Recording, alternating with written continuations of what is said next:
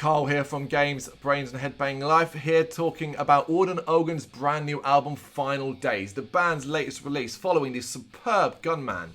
The power metal unit are back and back with a bang. There's been a few delays, but finally the new album, it's released March 12th, 2021 via AFM Records. Now, it's been exciting as fuck to see Orden Ogan rise to the upper echelons of the power metal world. They're getting a ton of attention off the back of Gunmen, which is an album we really loved. It was the album that brought them to our minds, including when we then saw them live at Bloodstock and a few other places.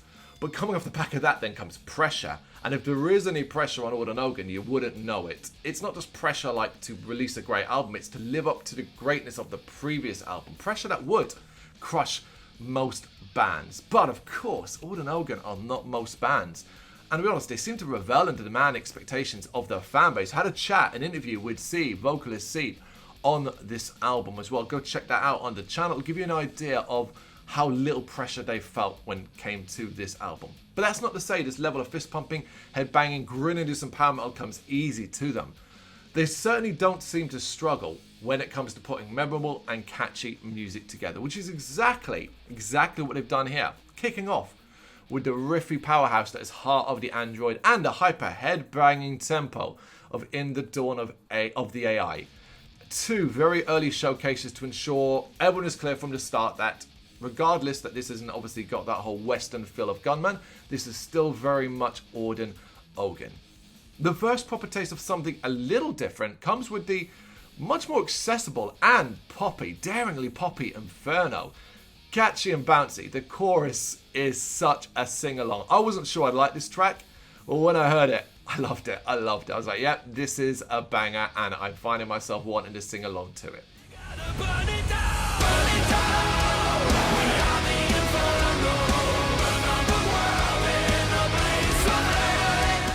In keeping things punchy, Let the Fire Rain with a kick-ass drums and group vocals, and then we get into Stella with a brilliant solo by guest Gus G. These two tracks make their impressive mark. Then followed by the powerful anthemic Alone in the Dark, where we get another guest, Brothers of Metal's Ylva Eriksson, offering some classy vocal levity. She's great on this.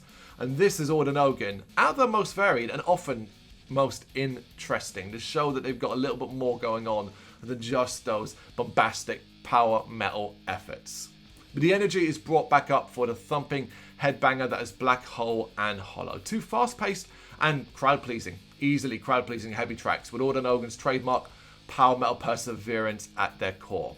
Well, jammed in between them two, in the middle of them, is Absolution for Our Final Days. A track that makes the case for being the grandest sounding track so far on this album. Orden Ogan here continue to defy any and all expectations of what they are capable of. But of course, the good stuff must end. And then it does with what is actually the most epic track on the album. The aptly titled It Is Over. A track that encompasses everything that makes Orden Ogan such a joy to listen to.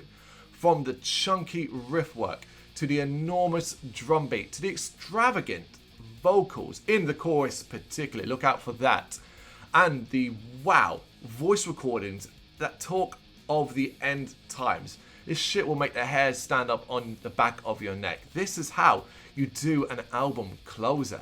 Long-time Orden Ogan fans will not be surprised. New Orden Ogan fans will be very, very happy. Final Days is as brilliant as anyone could have hoped or expected.